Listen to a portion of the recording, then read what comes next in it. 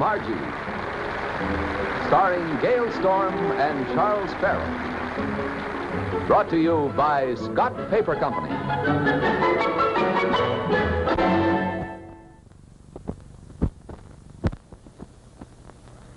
You can wrap more in cut-right wax paper because you get 125 feet in all. Protect your leftovers with extra heavy cut-right. Get the big 125-foot roll of cut-right wax paper.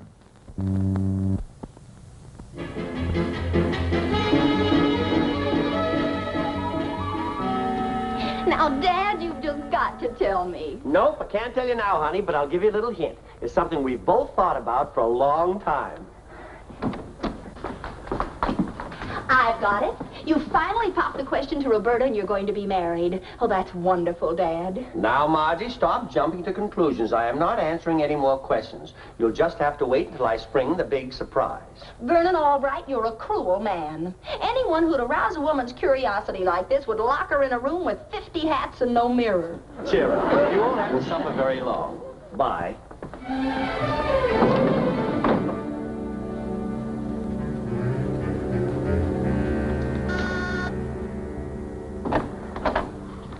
Morning, Margie. What mischief is dancing in those bright little eyes this a.m.? Roberta, just answer me one question. After today, should I call you Roberta or must I call you Mama? Mama? Come on, Roberta, you can tell me. When are you and Dad going to get married? Well, at the rate your father's going now, he should buy the engagement ring with his first Social Security check. And that pinpoints it about 1985. You mean Dad hasn't said anything about getting married? Oh, he's mentioned it in passing, only I haven't been able to intercept any of the passes. What? Well, he said something was going to change our whole way of living, and I thought he meant marrying you. Roberta, I just had a sickening thought. How sickening was it? The most. There's only one reason for Dad acting like this. I've seen the symptoms before. He's involved with some other woman.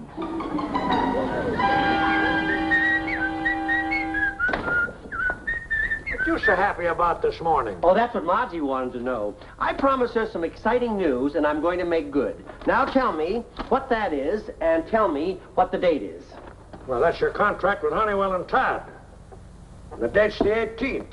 What's so exciting about that?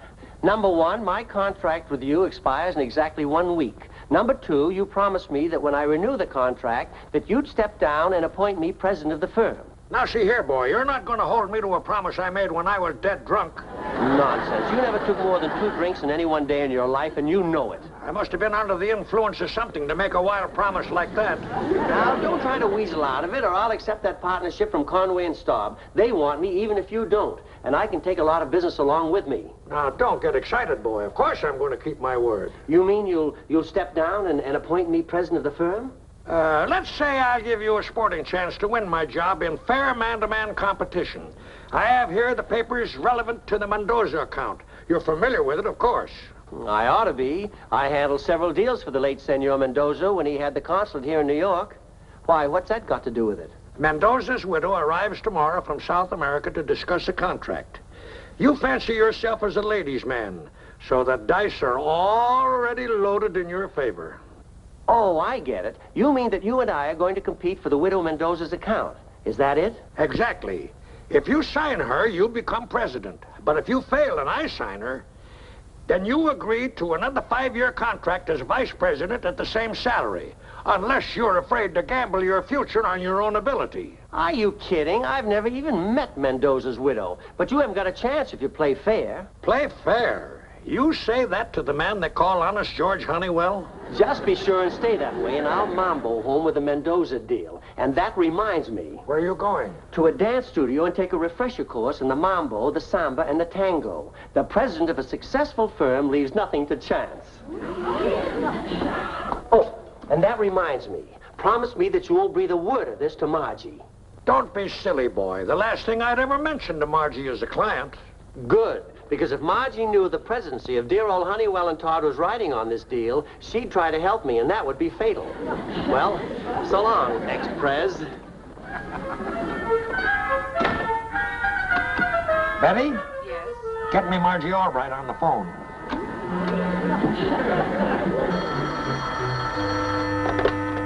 Hello?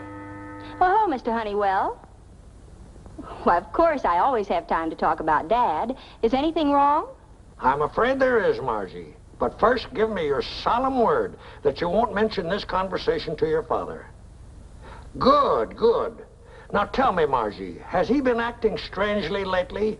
You know, as though we were hiding something from you. Yes, he has. He was very mysterious this morning. What's it all about, Mr. Honeywell? Brace yourself, my dear. I'm afraid your father is involved with a woman. I knew it. I just knew it. Who is she? All I know is she's a South American and adventurous. Just the type to attract a man like your father, especially when he's at that dangerous age. But I know you won't stand idly by and see him squander his future and yours on some glamorous fortune hunter. Don't worry, Mr. Honeywell. No scheming little glamour gal is going to latch onto Dad while I can do anything to prevent it.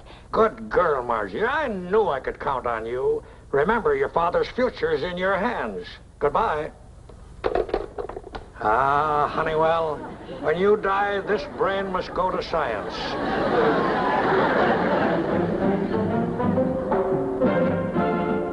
I'm sorry, Mr. Albright. Our classes are booked weeks ahead. Oh, but can't you recommend someone who will give me private lessons? Money is no object. A few of my girls left to dance professionally. One of them might give you instruction. Ah, yes. Here is Pepita. She is dancing in a burlesque show at the moment. More money than I could pay her. Oh, well, as long as she's a good teacher. Pepita is one of the best. I'll have her call you right away, Mr. Albright. Oh, good. You better tell her that we'll have to have the lessons at her place. I wish to keep this confidential. Muy bien, Senor Albright. Now, Margie, you're not going to drag me into this. If your father and some Latin glamour puss are making beautiful chili together, that's your problem, not mine. But it is your problem, Roberta. You're fond of Dad, aren't you? Yes, in a distant sort of a way. The distance was his idea, of course. You know he really wants to marry you when he's in his right mind. Maybe it's the other way around. It's just that Dad's at that dangerous age. You're not going to let some cheap little adventuress get him away from you, are you? You can be just as glamorous as she can. Glamorous? Little old me? Certainly. You've got what it takes. Yeah, but I've had it so long. Stop underselling yourself. Real beauty is mature beauty. Age gives a richness, a depth, a quality. You make me feel like an old Stradivarius. Well, all I'm trying to tell you is that right here is all the glamour Dad could ever want, if you'll just help him to see it. Well, if Pops is up for grabs, I might just as well give it a go. What do you want me to do that it's not 10 years too late for? I want you to break out your yummiest evening gown. And tonight, when Dad comes home from the office, he'll find soft lights, soft music, and you. That I can guarantee. Well, Margie Albright of the Cotton Arms, New York City, you asked for it.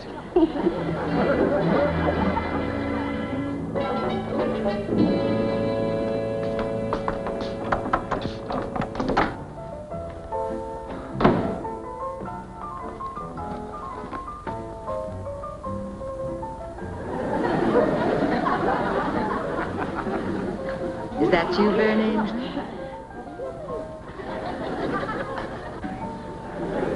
I hope you didn't have a hard day at the office, because this is going to be quite an evening. Roberta, what are you doing here? I mean, what's the idea? Why, darling, I thought you might have some of your own. Well, where's Margie? She's out for the evening. She asked me to make you feel at home. Home was never like this. Sweet of you to notice. Champagne, darling? Cigarette? Well, so much for small talk.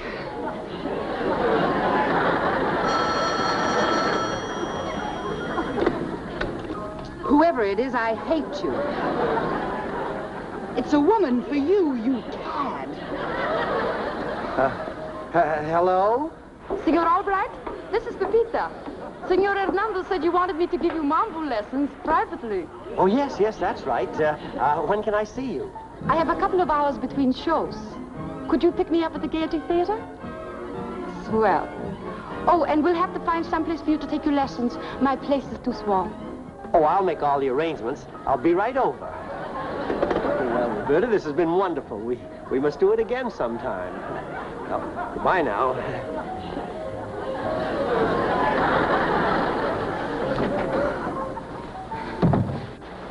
Anybody want to buy an old Stradivarius? Was that the other woman on the phone? It wasn't a time signal. Well, we've got to follow him and find out what he's up to. What he's up to? Are you kidding? Come on.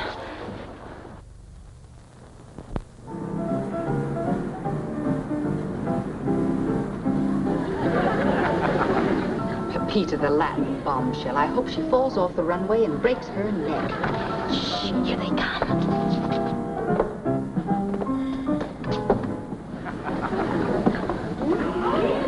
I couldn't see her face, could you? Poor Dad. A stage door Johnny at his age. And a burlesque queen at that. Come on.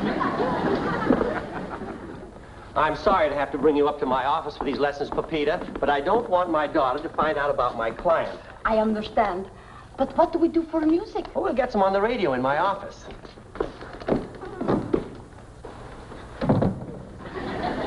Come get it. Bring her here to his office. She probably wants to look at his checkbook before she makes the kill. Poor Dad. Hey, maybe we can see what's going on from the fire escape. Come on. Hurry! No, I can't seem to find a mambo. Let's start with a tango and work up to it.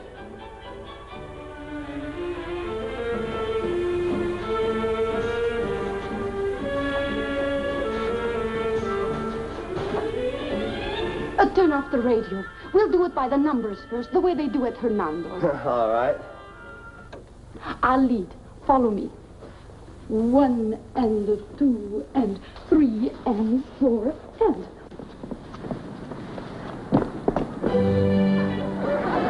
Wow, Dad's sacroiliac is really getting a workout. What is she, a dancer or a wrestler? 1 and 2 and 3 and 4 and... Now you try it. All right. 1 and 2 and 3 and 4 and... Oh, no. Now Dad's got a case of the bends. When I tried that, all he did was answer the phone. Come on, Margie, I've seen enough. Da, da, da, da, da, da, da. So that's the Mambo, eh? Sounds like the love call of a sick moose. We finished up with it last night after I mastered the samba and the tango. That Pepita's a swell teacher. The vice president of Honeywell and Todd taking lessons from a burlesque queen. Brother, now I've seen everything. Not quite everything. There's that deal I'm going to sign up with Mrs. Mendoza to look at yet, and my name on your office door. You haven't signed her yet, my boy. She's due in town today, and I will. So get ready to go into mothballs. Now, I've got to go to the bank, and I'll be back in a couple of hours.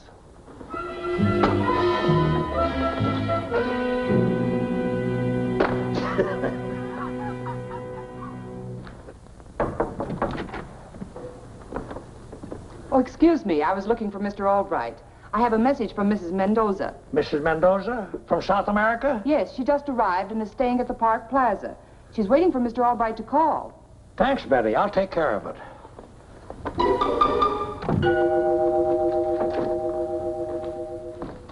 And so we followed them to the office and spied on them from the fire escape, and oh, it was awful.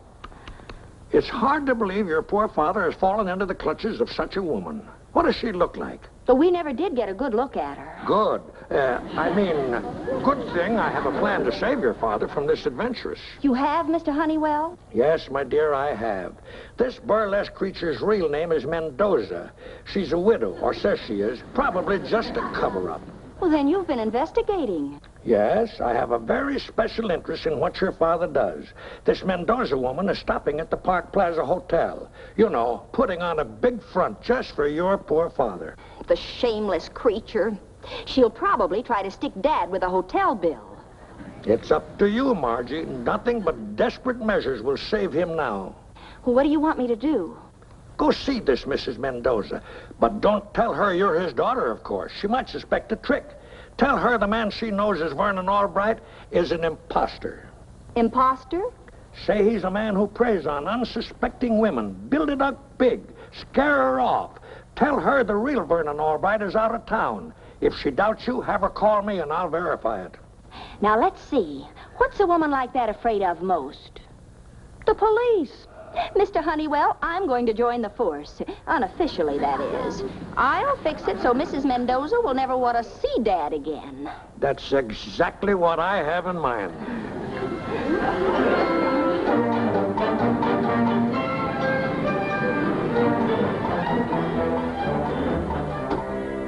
Mrs. Mendoza, I'm Sergeant Dooley of the Bunco Squad. Come in.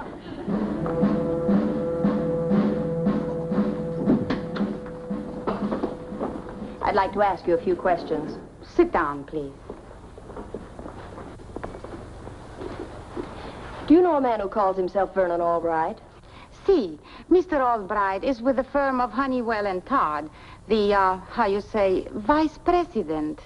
That's what he tells all the girls. Well, looks like Fancy Dan's got another victim, eh, Bubbles? Yeah, wouldn't it steam you? Looks like there ain't a stripper in the biz that's safe from that phony. You mean, Senor Albright? He is not Senor Albright. The real Vernon Albright is out of town. I checked. And I traced this imposter down to you, ma'am. That's the truth, ma'am. He's trying to fleece you, ma'am. Just like he did Bubbles, the blonde blockbuster in Frisco. This man, he stole money from you? Stole my money like he stole my kisses. Whammo! Tell her your sad story, Bubbles. Oh, very well, Sergeant. Maybe I can save this poor sister from taking a beating like I did. Well, it all started the night the fleet came into San Fran. The house was packed with sailors. And as I stepped out on the runway, there at my feet was this Fancy Dan. Charming, debonair, fascinating slob. And he's wearing a diamond ring big as a Pismo clam. Well, anyway, after I finish, I go to my dressing room, and lo and behold, there's this Fancy Dan. Only this time he's passing himself off as president of the National Bank. Naturally, it was boing at first sight. Then before you could say Minsky, he left me with a broken heart and a piggy bank to match. Took every dime I had, saying he was going to invest it for me. He did, in a ticket to New York. This man is a devil. But are you sure he is the one who calls himself Vernon Albright? The Bunco Squad doesn't make mistakes, ma'am. You can call Mr. Honeywell and verify it. Go on, ma'am. Call him. Operator, get me Honeywell and Todd, the investment brokers. That's right, Mrs. Mendoza. Our Mr. Albright is out of town on business. Absolutely. I put him on the plane myself. Goodbye. Mrs. Mendoza, I assume you're willing to cooperate with the police? Seguro que sí. And then I am taking the next plane back to my own country. Good. Now, when Fancy Dan gets here, don't say a word to him and don't let him say anything. Just throw him out. Or better still, don't even let him in. I understand. We have the hall staked out. We'll make the pinch. Well, I guess that's all, ma'am. Mil gracias, ladies. And especialmente to you, Senorita Bubbles. My gratitude for coming here to warn me. Ah, it was nothing, sister. We peelers gotta stick together, don't we?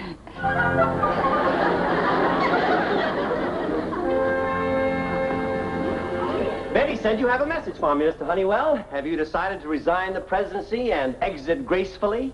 I guess I might as well at that. The message was from Mrs. Mendoza. She's at the Park Plaza Hotel waiting for you. Oh, really? Are you sure that you don't want to make your pitch first? No, I'm a man of my word, all right. You go ahead. And I wish you all kinds of luck. And I do mean all kinds. Well, I'll see you in an hour with that Mendoza contract. You don't have to move out of this office right away. You can take the weekend. Da-da-da-da, da-da-da-da, da-da-da-da.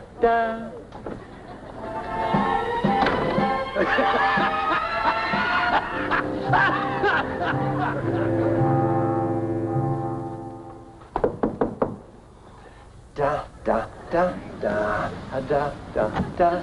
Ah, Senora Mendoza. Vernon Albright, at your service.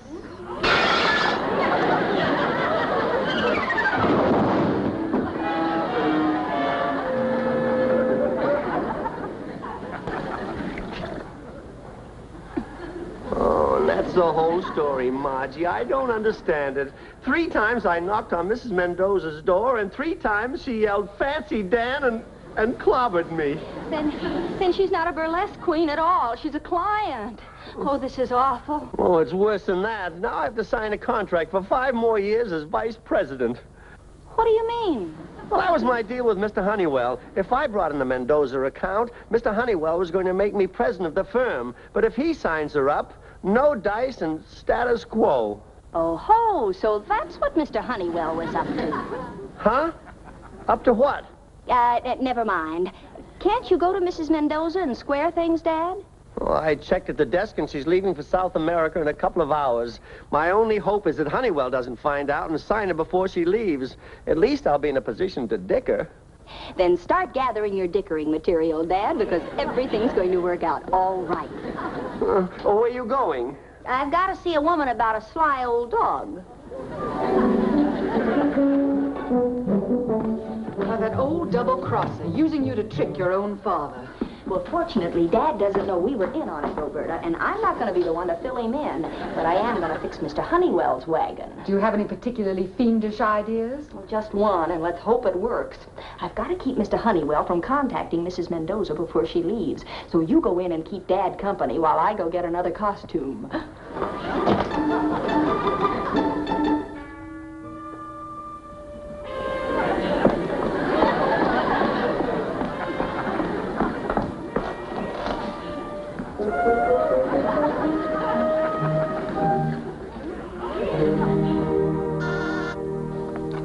Yes, Betty? Mrs. Mendoza is here to see you, Mr. Honeywell. Ask the charming lady to come in, please.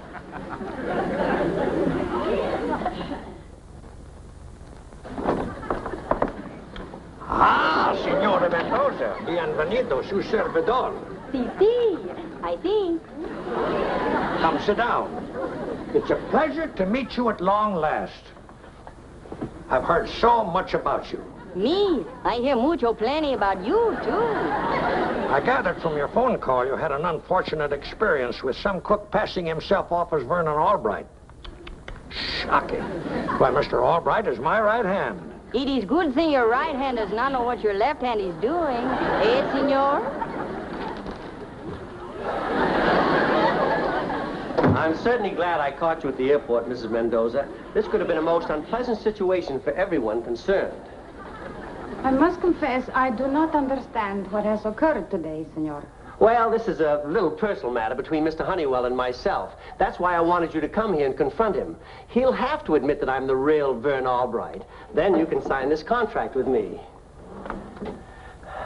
Why don't you sign it now and read it at your leisure, Senora? I'm anxious to see your little signature on that bottom line. My signature you are welcome to, amigo. You want me to make the X in Spanish or in English? Huh? Oh, you're a jolly one, Senora. Just decorate that dotted line with your distinguished little hand. There you are, I think. Now, if you'll excuse me for a moment, I want to put this on Mr. Albright's desk so we'll see it the minute he comes in his office.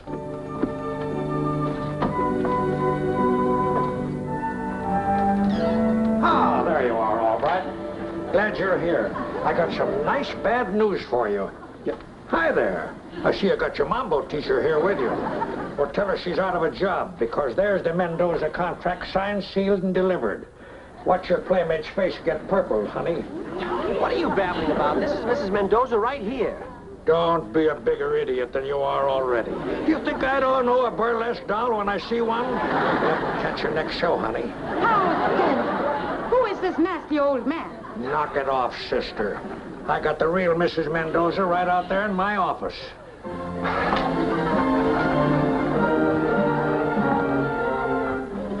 Who are you? Come on, speak up.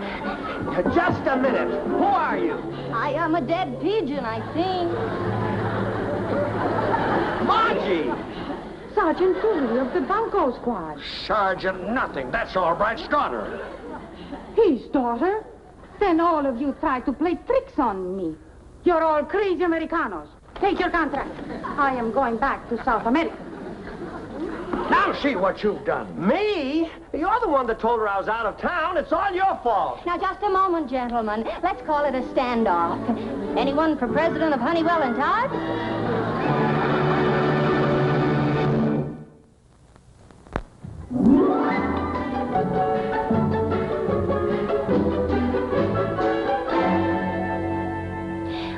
Papa Mio. You may not be president of H&T yet, but you did come out with a profit.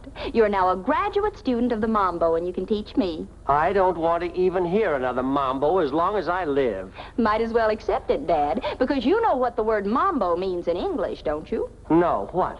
Well, it's a bop Cuban word, roughly equivalent to our crazy. And that's what our life is always going to be together. Real crazy. Well, that's my little Mambo.